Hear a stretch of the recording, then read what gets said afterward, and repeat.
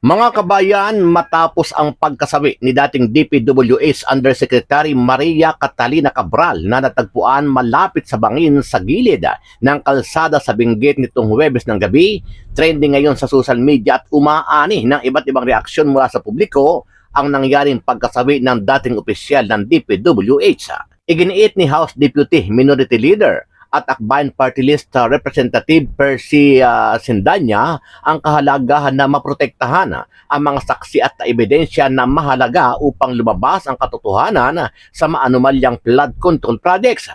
Si Cabral ay inakusahan na tumanggap ng bahagi ng kickback mula sa government infrastructure projects. Nagpahayag din ng pakikiramay si Sindanya sa mga naulila ni Cabral.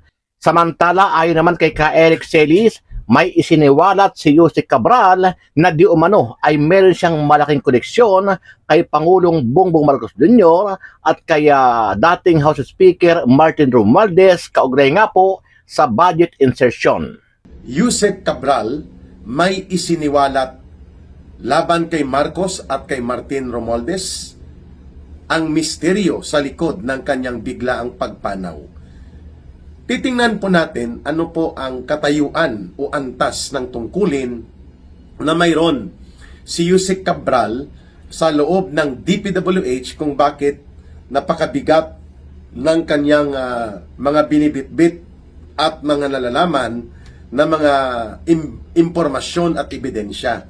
Sakaling ilahad niya ang lahat ng nalalaman niya, kagaya po ni Saldico, na pwedeng mag-corroborate ang kanilang mga testimonya sa iba pang mga naglalahad ng mga kasindikatuhan ng pandarambong at pangungurakot sa pundo ng bayan through the DPWH projects na ngayon po ay sumasambulat at walang ibang pinagtitingnan ang taong bayan na ang pasimuno, ang mastermind sila Marcos at Romualdez.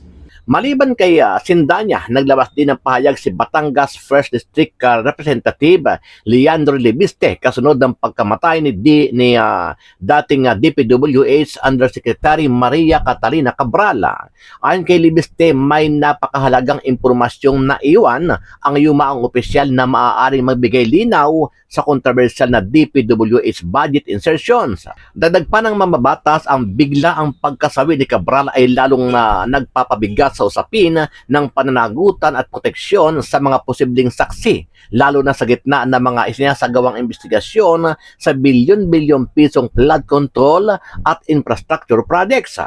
Sa ngayon ay patuloy ang investigasyon ng mga otoridad sa pagkamatay ni Cabral habang lumalakas ang panawagan ng mga mababatas na siguraduhin ang kaligtasan ng mga testigo at ang integridad ng mga dokumentong may kaugnayan sa DPWH.